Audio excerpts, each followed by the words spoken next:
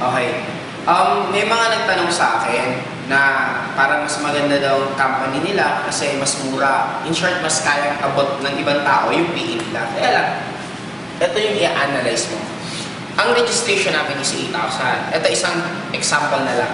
Alam mo, sa A-Global, 7,980. Tapos sabihin natin, yung ibang networking company, 2,000 ang registration.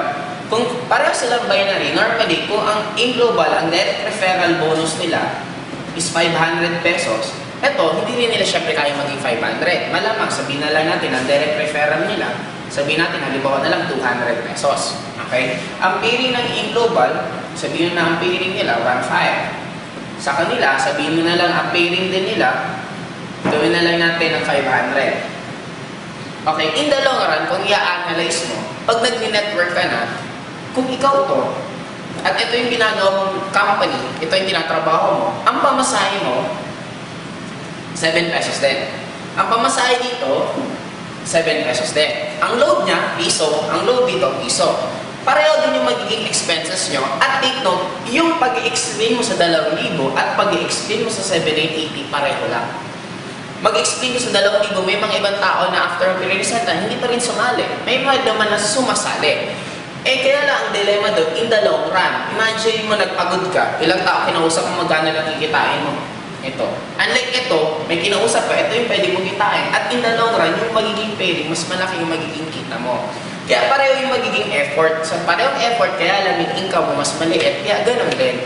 Kasi kung sa totoo lang, kung i-base natin pamurahan, di ba? Ang magandang networking kami pamurahan.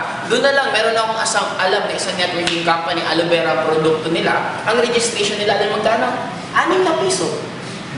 O di kung pamurahan lang naman, dito na lang tayo lahat. Pero bakit hindi pa rin sila mag-click? Kasi nga, hindi lang naman yan sa registration.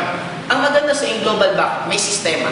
Napakaganda ng system mismo nila, napakaganda ng compensation plan, napakaganda ng produkto. Sabi ko nga, sabi ng iba, sa amin mas maganda kasi mura ang supplement. Hindi mo pwedeng ikumpara kung ang supplement mo iba. Parang ganito yun eh. Dalanghita, mura compared sa orange. Pareho sila prutas. Pero dito, bakit mas mura yung dalanghita? Kasi iba din yung quality nila. Parang dito rin, hindi mo pwedeng ikumpara na yung produkto nila, supplement, ito puro supplement. Eh what if supplement nga, hindi naman effective? Sa global, napakaganda ng produkto. Hindi simple. Hindi talagang simple lang nag-manufacture ng company, ng food supplement. Kundi isa talagang big time. Kaya kung i-analyze mo, parang ito na lang. Simple lang. Bakit ka sasali dito? Ganito nga kamura. Wala naman ako dyan. At least dito sa 7,980, nandito ako.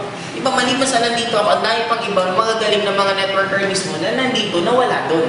Kaya in short, ang titingnan natin, hindi lang dahil sa presyo. Tingnan mo rin yung magiging kasama mo, yung magiging may-ari, yung ambience ng opisina, lahat. Ang dami pang factor na i-analyze kung bakit ganito ang registration ng global. Okay, Docs?